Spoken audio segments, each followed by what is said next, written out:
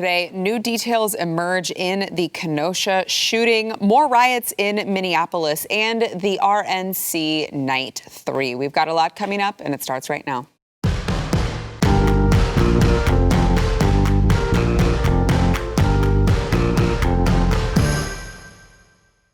Welcome to the News and Why It Matters. I'm Sarah Gonzalez, today joined by Jaco Booyens, host of the Jaco Booyens Show and president and founder of Share Together. Thank you for being here. Thank you, Sarah. And also joined by, my favorite Australian, but it's very close. It's a very close tie with our, Sydney Watson. Yes, we are both good friends with. Right. But I knew you first, so I feel like I have to say. And also, Sydney is half. Her mom's American, so I'm the fourth. Oh, okay. Come on now. Aussie. Yes. Wait. Exactly. She cannot do that. Kezia Schaefer laying it down for us right now. She cannot do that. Host of Crocs On, thanks for being here as well. All right, so the Wisconsin Department of Justice Division of Criminal Investigation reported late last night that Jacob Blake, who was, of course, the man that was shot by a police officer in Kenosha, which started all of the rioting and the looting and the burning down of businesses that is happening right now in Wisconsin. He actually had a weapon in the floorboard of his car. Now, at first, it was strange because we didn't hear from anyone. Was there a weapon? We didn't get any details. Now we at least have the detail that there was a knife found in the floorboard of the car in the driver's side, which he did appear to be reaching for or toward, right? I can't say why. I won't speculate what he was reaching for, but that was the area, the vicinity of his car where he was going when he was shot by the police. Now, interesting, the Milwaukee Journal Sentinel reported this and said, Jacob Blake had knife in car, but was otherwise unarmed, Wisconsin DOJ says. So knife, but otherwise unarmed. Not sure why the need to put the headline in that way. But it's interesting, guys, because, we're talking about this and there are still businesses burning in Wisconsin and there's civil unrest all over the country. And the more we find out about this case, the more it becomes clear that it really looks like a justifiable shoot, which would mean all of this entire city was burnt to the ground for no reason. Yeah. Look, Sarah, for some reason, and I don't think it is explainable, the left just doesn't learn. They do not learn. They don't learn that, listen, footage well after the Black Lives Matter movement comes out on the original, crime scene that happened. This happens historically. You have to wait. Proof, verify, understand, let the process work. They don't trust the process, number one. They do not trust the police. So they don't trust the judicial system, but they want justice. And justice looks like we're going to burn the city down. And oh, by the way, we're going to burn our own people's businesses down. Mm-hmm. And that's going to solve the problem. No, it's not. So I don't know. I mean, there was a hope I had in the past, but they're going to learn. They're going to learn that, listen, wait, slow down, calm down, no emotion. Do due diligence, get the CSI team in there, do crime scene investigation, and let's get the facts, get the CCTV footage, all the footage, and don't drip it out in sections, and then let's go. But they don't operate that way. It's knee-jerk because, I believe, it doesn't matter. Yeah. It doesn't matter. The situation matters not. They want to burn the country down. They will do it over anything. And so, of course, these are highlighted, but our officers are under so much tension. So now a guy from behind, and I don't know, I wasn't there. Only one guy was that could see. But if he's reaching, the knee-jerk natural tendency, you had the guy, again, stop running from the police, by the way. Mm-hmm. Stop trying to get away from arrest. Just calm down. Well, which, by the way, we did hear some additional context that they had tried. People say, well, why didn't they tase him? We did hear additional context that they had tried tasing him. They were, they did, when they got the call, about him, by the way. He was the subject of the call. They realized that he had some outstanding warrants. So you've got a guy with outstanding warrants with a criminal record. You've got a guy who's resisting arrest. You've got a guy that hasn't responded to the taser. And you've got a guy who appears to be reaching for something in his car. My view is, regardless of whether or not they actually recovered a knife on the scene, what else do you do if you're a police officer? You're just supposed to just give up your life and not try to defend yourself and not go through the process the way that you're trained because you're afraid of, people getting upset that you defended your own life? Yeah. But it's even when you look at all the protesters, their like classic chant is no justice, no peace. And like you saying, they're screaming about justice, but they're not actually waiting until all the other evidence comes out. They see one thing, one point of view, one whatever. Even like the man who in Wisconsin or Milwaukee, somewhere else, and they started protesting because they thought the police shot him, but he actually comes out, he shot himself. Yeah, we've got that coming up as well. Yeah, so they're not actually, like you said, they don't actually want justice. No. That isn't the end goal, even though that's what they're saying, because it sounds nice. Yeah. Yeah. So let's get to that. Well, actually, hold on. Let's go to the 17-year-old who has been arrested and charged with first-degree intentional homicide. We brought to you the other day on the show. He was out there. Kez, you are very familiar with this story because Elijah, your husband, was right there on the front lines when all of this was taking place. Got some amazing footage. I don't know how you live with the guy because he's absolutely insane, and I would be up all night not sleeping at all if I were you. That sounds about right. but so the what's his name? Kyle Rittenhouse, the 17-year-old.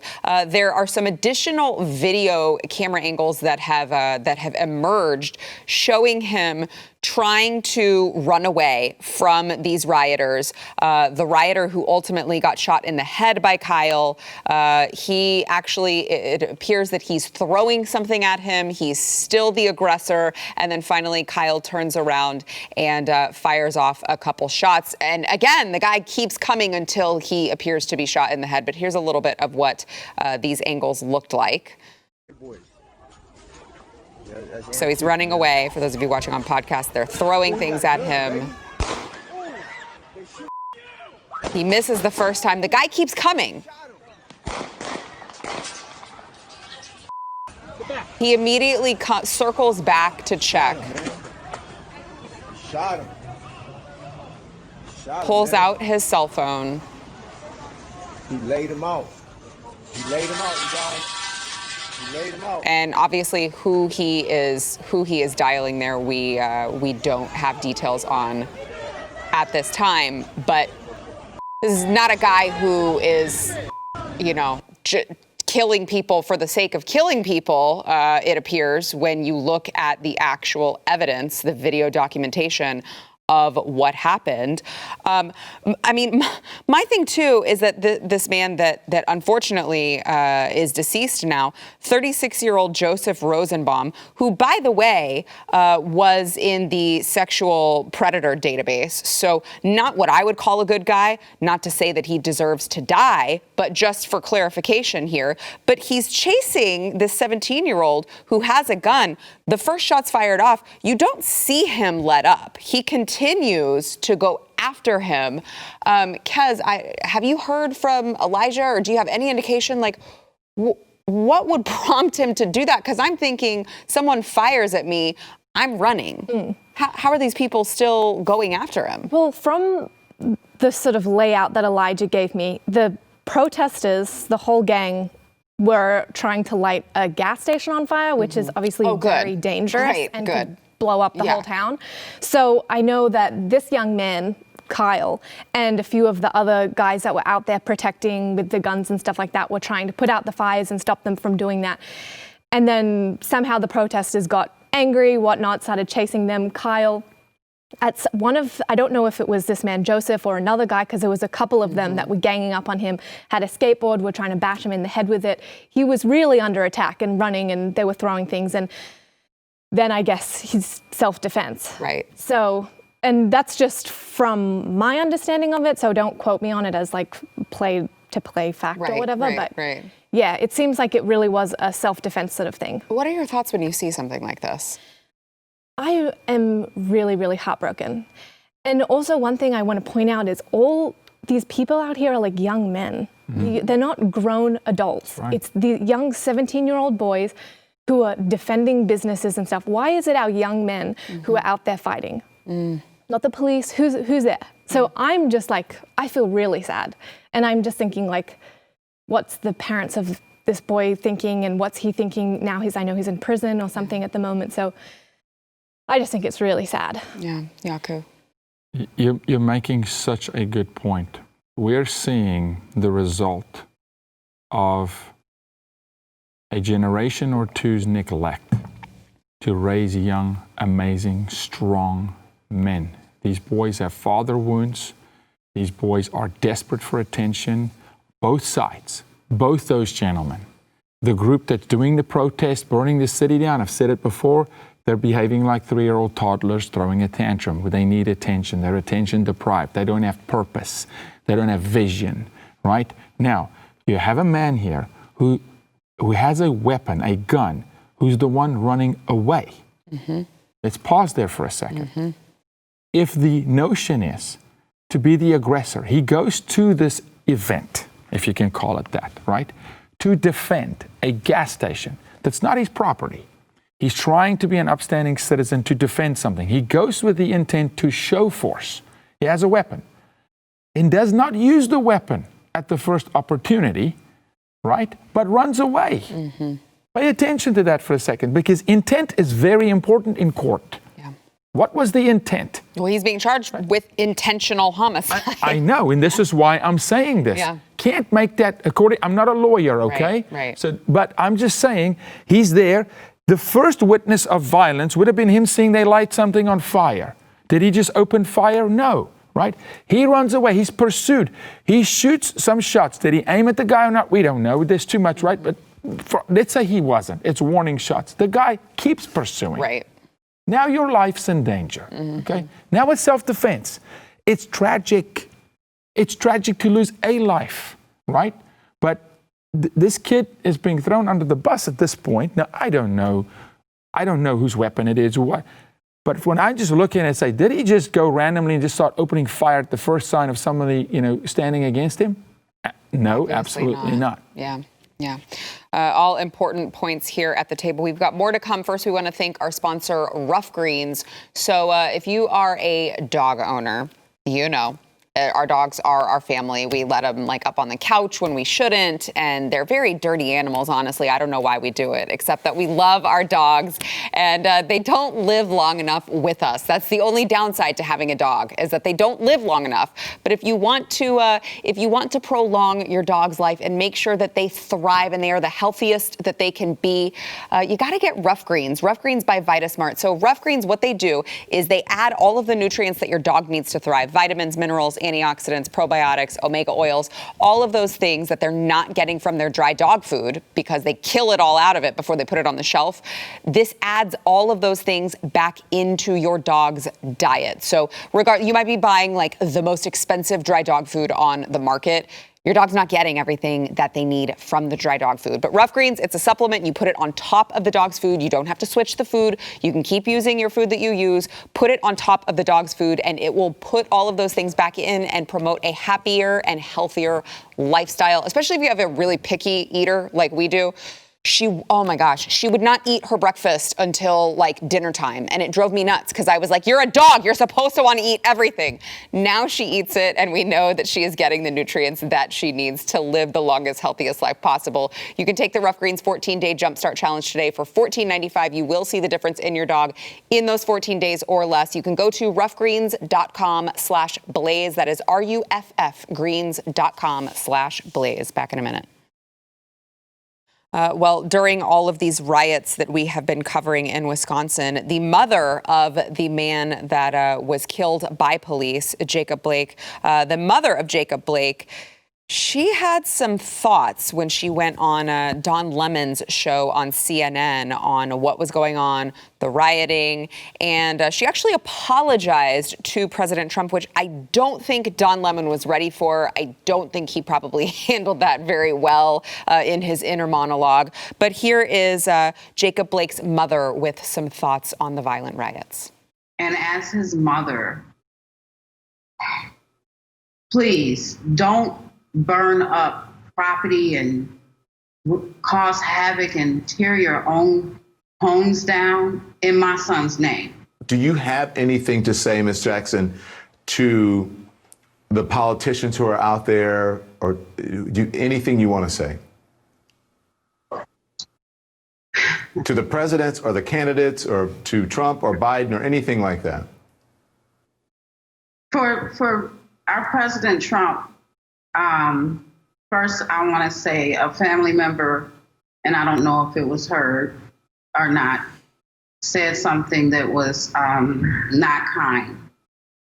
She is hurting, and I do apologize for that. Our outburst that does not reflect our behavior.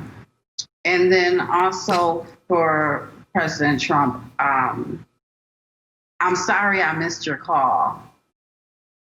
Because had I not missed your call, maybe the comments that you made would have been different. And I'm not mad at you at all. I have most respect for you as the leader of our country.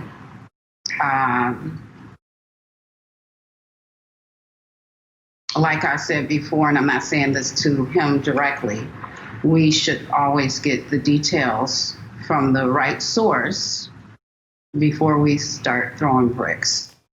And just to correct myself, I know it gets confusing for even me because there has been so much death and injury and destruction. Jacob Blake, of course, did not die. He is partially paralyzed for now. I think that there have been some conflicting reports on whether or not that is going to be, or the doctors think that it will be permanent, but he is partially paralyzed right now. The mother of Jacob Blake, though, with some very poignant words that I don't think Don Lemon over at CNN was expecting. Yeah, no way, no how. You know, they were cringing. They wanted a big hole to appear and suck the whole network down the hole and cut the feed. Oh, you know, the producer was like, wrap it up, get her off. But I'm sitting here looking at it and I go, man, God has a sense of humor.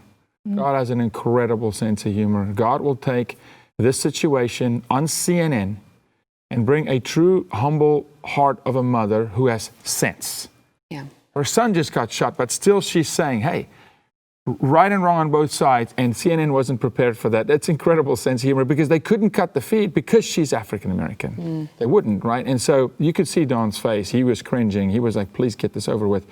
But that was common sense. That's sensible. Listen, let's get the facts. We just said it earlier. Let's wait. Let's get the facts. You know, so good for that mom. Yeah. Which all of this kind of lends to both of your theories that it's not about justice or getting the facts at all. No. And I think, I mean, I'm not a parent. I know both of you have children, and I can only imagine the anger you would feel if someone were to hurt your child. And so for her to come out and say that is amazing. But then you look at people like Sean King and all these other people who are like, no, not only are we going to defund the police, but we want more than that, like inciting maybe violence and things like this. And they're trying to fuel this flame. And the person who has the most right to be angry is saying, no, enough.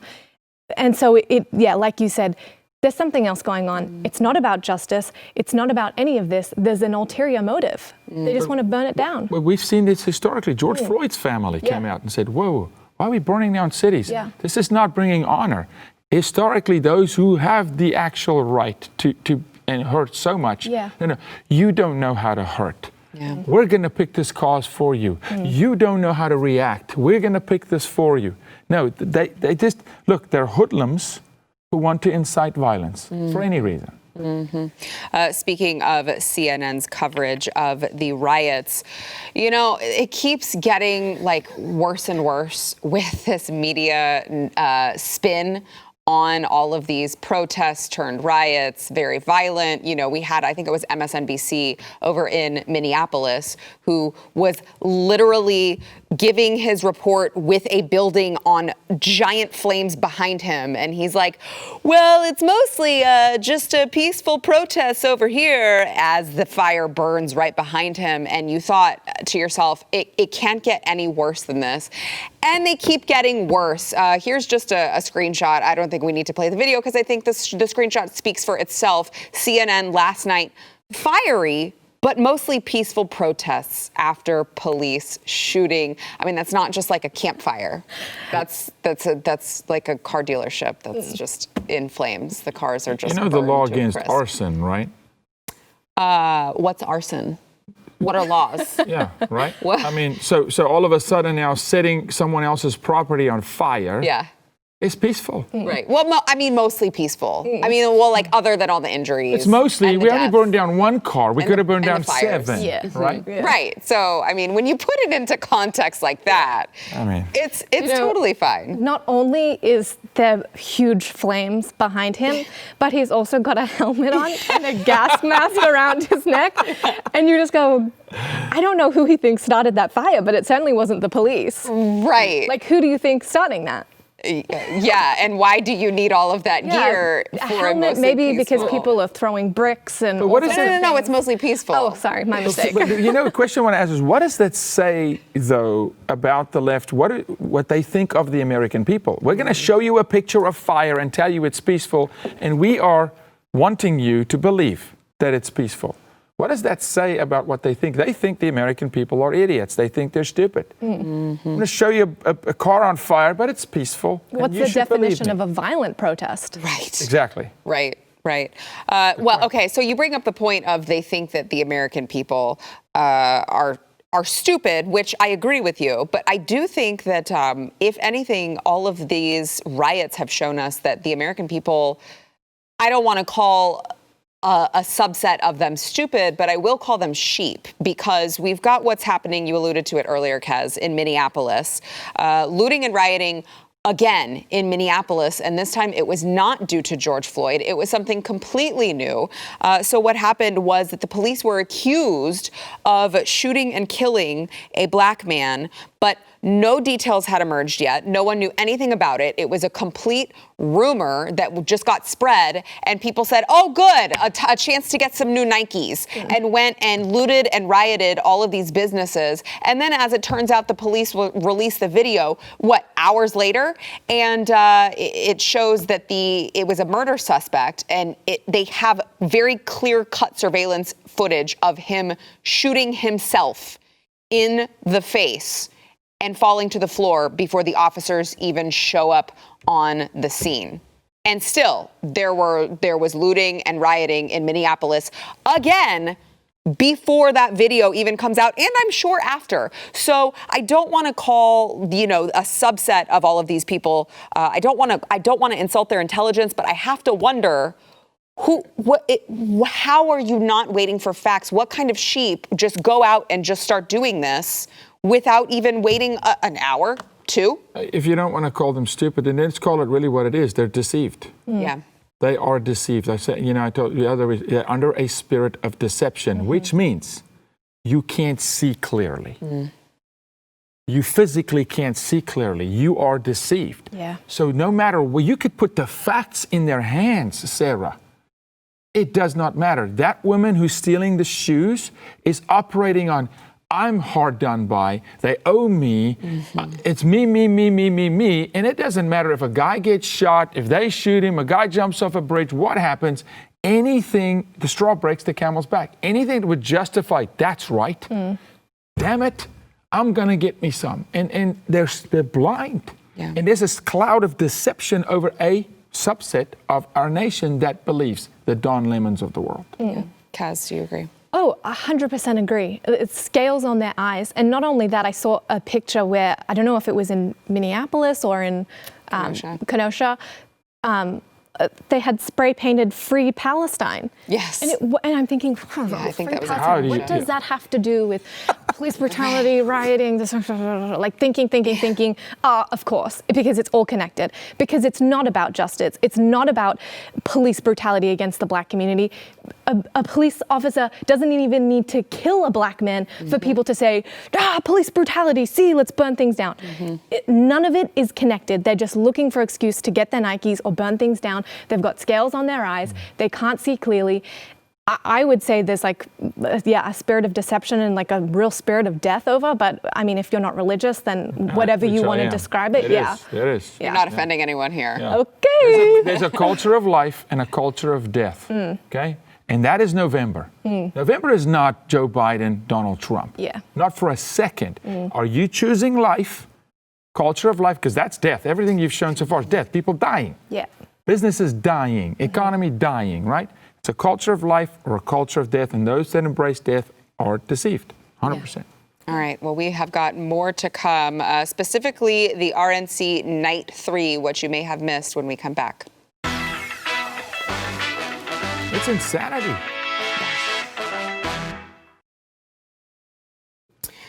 The Republican National Convention was once again on television. All eyes were on it last night. I think that I saw that it has far superseded all of the Democrats' views, which is nice. It's nice to know that people are actually tuning in now. Probably most of those are Democrat journalists who are going to then go in and try to spin it in their own way. But as long as America is watching, I feel pretty comfortable with that. We had the theme Land of the Heroes, and they did not disappoint. We heard from Dan Crenshaw. We heard from civil rights activist Clarence Henderson, who we do have a clip from. We heard from Sister Deirdre Byrne. But did you watch it? Did you see her? What was she? She's a nun. She was in the army. Yeah. She's a doctor. Yeah. Like, I was just like, well, thanks for making me feel really inadequate. Overachiever. All right, I'm just gonna say it. What are you talking about? You're cooking a human being inside your body. That's all. That's apparently all I'm doing. You understand That's all I'm doing. No, you're also the greatest host on television. So what are we talking about? No offense to anybody else at the Blaze. But she came out with a very great, compelling pro-life argument, of course. But just a really great night. Mike Pence, of course, took the stage for a pretty long speech where he covered a multitude of different topics. But most importantly, he hit on was that we're not defunding the police. They are our heroes, and we're not going to go like the radical left has gone. We respect our police, and we are not going to defund them. Here's a little bit of that speech. Joe Biden says that America is systemically racist and that law enforcement in America has, and I quote, an implicit bias against minorities. When asked whether he'd support cutting funding to law enforcement, Joe Biden replied, yes, absolutely. Joe Biden would double down on the very policies that are leading to violence in America's cities. The hard truth is, you won't be safe in Joe Biden's America. And under President Trump, we will always stand with those who stand on the thin blue line, and we're not going to defund the police, not now, not ever. I think arguably the best speech Mike Pence has ever given. Yeah. What were your thoughts? Yeah, look, I'll tell you this. Last night, and one of my close friends said, man, he looked presidential. He looked like a statesman. He was. And he's such an incredible VP. He honors the authority. He honors the president. He stands with him. You know, it just feels like a solid team. And then you look at Karen, his wife. That's just an amazing family. And I've had the opportunity in the White House to have a very deep conversation with that man that just spoke. And I can tell you, the love for this country, for God, for people runs very, very deep. I mean, that's a sincere human being. Yeah, Kezia. I love hearing that about the Vice President of the United States. That's awesome. But also I think that what he said is going to be really encouraging to people in the cities that are being burned to the ground right now, where the governors are saying, we will defund the police and stuff, and defund the police, sorry, and they're seeing their cities and towns and their kids in danger and burning to the ground. I think for them, even if they may not have voted that way, I think that could be a real turning point to go, you know what, I just need to feel safe and I need the police. So I think that's gonna really hit home with a lot of people right now. Yeah, especially, I know Trump alluded to it in a tweet a while back, but which he probably shouldn't have tweeted, but it's Trump, where he said, you know, I've got all the suburban housewives or whatever, you know, they're on my side. I'm polling really well with them. And I'm like, I look at what's going on, and I mean, I am, obviously I work, but like I am a suburban housewife, and I'm like, I don't see how any of them can have a family and see what's going on in the inner cities and go, yeah, I want more of that. No, there's no way. And if you think of it just holistically, right, who's the most vulnerable then? The inner city children, right? Yeah. Who runs those cities? The Democrats. Yeah. For decades. So just start there, okay? Start there. Now they want to say, and we want to take away your protection. That mother that spoke earlier speaks to every black mother in the inner city, and they go, it could have been my child, and where was the police? If police was on that scene, would have looked different. They know this. They know this, right? I've got to believe that they're starting to think about their children first. Bigger policies are drifting. Right now it is, hey, who's going to keep us safe? You know, and by the way, Biden incarcerating more black people than Trump.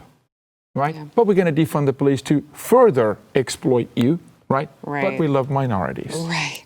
Come on. It's ridiculous. There was also a great moment with Clarence Henderson, civil rights activist. He was a civil rights activist, like I said, in the 60s. So someone who has some credibility here, unlike people like, I don't know, LeBron James, who get paid millions of dollars to sit around and complain about how he's so oppressed. Here's a man who has actually been through some stuff. And here's what he had to say about voting for President Trump. I was born on what some would call the wrong side of the tracks. I don't even have a birth certificate. I never attended an integrated school, and am the only one out of my immediate family who graduated from college, an HBCU. I'm a military veteran and a civil rights activist. And you know what else? I'm a Republican, and I support Donald Trump. If that sounds strange, you don't know your history. Oh, I love that line. If that sounds strange, you don't know your history. Man. How true that is. Man, that man just now sounded so much like Nelson Mandela. I just had a flashback. I was like, that rhythm, the cadence. Of like, you just had a grandfather school you, son. That's what just happened, right? Let me set the record straight. That's what just happened. Man, we need more of that. And there's so many of them. You know, the people, red, white, black, blue, Smurf, doesn't matter. There's so many sensible people in this country that say, hey, can I just correct the record for a second without someone throwing rocks at me and whatever? I commend the RNC. It's the best I've ever seen. Look, tonight's important. Yeah. But this has been very well executed so far. The messaging has been amazing. Yeah. Kezia, what were your thoughts when you watched Clarence Henderson? I thought he just has such an amazing attitude, not an attitude of victimhood and this, that, and the other. Was this the same man that also said I went from picking cotton to being in Congress? No, the different one. It was a different guy. But also that was like a similar thing where it's like, I'm not a victim. Absolutely. Because there are so many of those stories and the Democrats don't tell them. That's what I'm saying. There's so many. Yeah. Very well put. But to that point, you're making the point. We need to tell these stories of victory and show people that had real adversity and say, I made a choice. I made a choice to say the American dream is mine also. What are you looking for tonight? Obviously, President Trump is going to take the stage and give his speech. What are you looking for from him as far as his tone? Maybe, and what he covers, because I look at this and I'm like, I think Glenn on the show earlier this week mentioned this, but, Mike Pence talking about we're not going to defund the police would have been great to have a side-by-side of what is actually going on in real time in Kenosha, in Minneapolis, in all of these places as he's talking about it, just as a great visual for everyone watching. This is what happens when you do these Democrat policies. This is what we want in contrast to that. Obviously, I don't see the RNC, but actually making a side-by-side. But what are you looking for? What do you think the average American is looking for tonight from President Trump? Personally, I think, and I'm not speaking for America, but man, I feel this. We need vision. We need a vision. We need a bold display tonight of he's going to go through record. Because that's the nature. He's going to, this is what I've done, this is what I haven't done, and I'd like for him to get through that and then go to, this is where we're going. Yeah.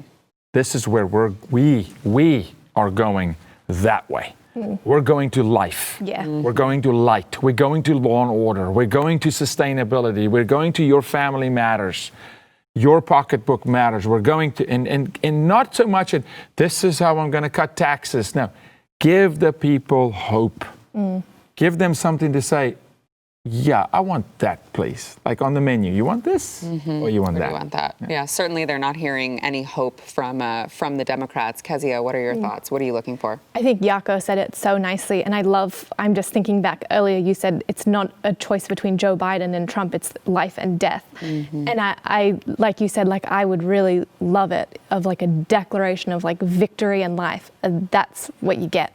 Yeah, I think you just said it brilliantly. Hope, light, not the dark.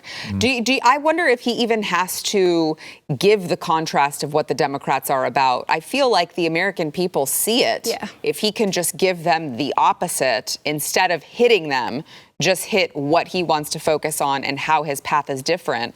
I really feel like it would resonate with the average American. You know what we tell our girls when they want to talk over each other, and we've got 3 under the age of 5, right? And my daughter will, Dad, she's not giving me a time to speak. I said, when it's your turn, make it count. Okay? Make it count. Yeah. Tonight, he's going to have the eyes of the world. Make it count. You don't need to talk about Joe Biden. We all know the guy is on support. Yeah. Okay? You don't have to remind us that cities are burning.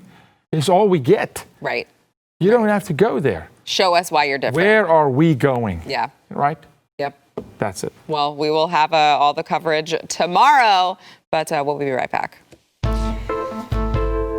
Yeah, I mean, I can't see him. Add this to the list of things that you don't want President Trump to bring up tonight in his speech. He said yesterday that he wants Joe Biden to be drug tested before their debate next month because he doesn't understand how he all of a sudden has his wits about him for so long he didn't seem to understand where he was at or what he was doing at any given point in time. But he said, we're going to call for a drug test because his best performance was against Bernie. It wasn't that he was Winston Churchill because he wasn't, but it was a normal, boring debate. Nothing amazing happened. And we're going to call for a drug test because there's no way that he can all of a sudden have this amazing performance.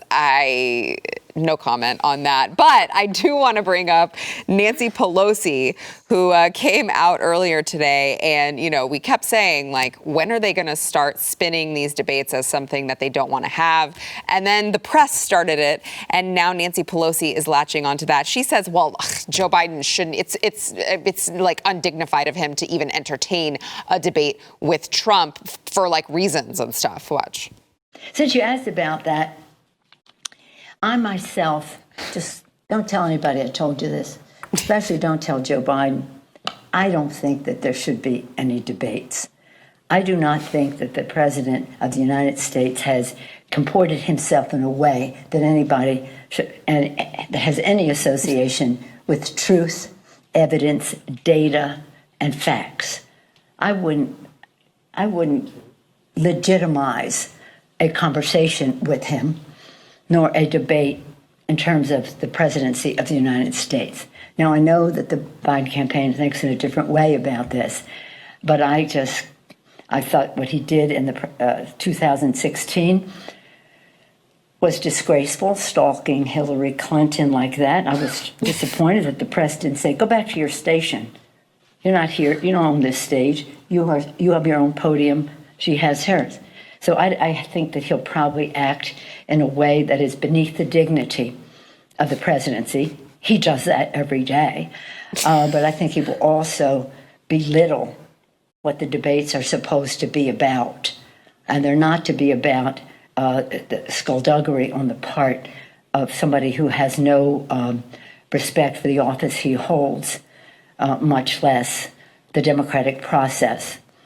Why else would he try to undermine the elections in the manner in which he is doing? I mean, it seems to me like if he's that horrible, you would want him on display up against the very presidential Joe Biden so that you could highlight the differences between the two. Now, do you know what I hear when I watch that? Please. Exactly where their heart is. Yeah. They do not care about the American people. Miss Pelosi, the debates is not about Donald Trump and to his benefit and Joe Biden. It's to the benefit of the people who elected you, elected by the people. The people need to hear Joe Biden. Mm-hmm. The people need to hear him cross-examined, hear Trump cross-examined, hear Trump. What's your vision for this nation, Mr. Biden? Oh, no, I'm not going to tell you because it's beneath me to talk to him. Well, don't talk to him. Come talk to us. Come tell us. Oh, no. We're not about you. We're about us. We're about staying in office until we are decrepit like a prune and shrivel up here and die, right? We're here for life. It's about us. That speaks volumes, Sarah. They don't care because actually they know they got nothing to say to the American people of substance. You got to believe, Kezia, that she's like, I don't want Joe Biden speaking at all, really. So I definitely don't want him to debate because then people will know that we're basically just propping up a dead man at this point. You know, listening to her speak, I was just taking notes of how next time my husband confronts me, how I can go, well, so, okay, so I'm not going to do this because, and to just use her tactics to defend myself. Well, you're not interested in truth or facts. Because, yeah, exactly. That's how I'll be able to defend myself. But on a serious note, it's incredible. Like, this is a highly respected woman and high up in the government. It's incredible hearing her speak about the President of the United States in such a way. Mm-hmm. Like, I'm totally just like, where is even your respect for just the office? Mm-hmm. Like, the Trump speaks to the most powerful people across the whole entire world, everyone's leaders and things like that. And yet your candidate it's beneath him to speak to the president. I can't wrap my head around it. I just can't. I feel like a broken record saying this. Yeah. I know you were here earlier this week when I said this, but just epic levels of projection on the Democrats' part. Oh, President Trump doesn't believe in truth and facts, and he does that every day. No, actually, that's you guys who do that every day, not the president. All right, we've got more to come. We'll be right back. Reminds me of the father with a cigarette hanging out of his mouth telling his son. All right, yesterday's poll, who had the best speech at night 2 of the convention? Melania Trump won this one. 46% of you said First Lady Melania Trump, who is just so graceful and elegant, and I just love her. What was it last night that she had that bright pink dress on, and I was just like, oh, I just love you. She's so pretty. Nick Sandmann, I just fangirled, get over it. Nick Sandmann came in 30%, followed by Abby Johnson at almost 17%, and Rand Paul at the bottom there, rounding it out at almost 7%. Today's poll, who had the best speech? You guys are just, I don't know why I even read the paper. I should have just assumed that it was going to be who had the best speech night 3. Here are your options. Madison Cawthorn, Kayleigh McEnany, Vice President Pence, or Governor Kristi Noem, who I also fangirl over, just to let you know. Who do you think? It's a toss-up for me between the Vice President and Madison. Yeah, that was a great The last speech. 2 minutes of Madison, I'm telling you, I can stand, and he is paralyzed, by the way, okay? But I'm going to give it to the VP, just because he stepped up and he was an incredible number 2. Yeah. What do you think? I liked Madison's. Yeah. I thought it was really sweet, and it just is one of those little pulls at the heartstrings. I liked it. Well, and you knew when they brought you it, knew you're like, what's Here we go. yes, do it, go. All right, let us know what you think. You can go to The Blaze's Twitter. That is, of course, at The Blaze. We will all be tuning in tonight to give you coverage of the final night of the RNC and President Trump's speech. We'll see you tomorrow.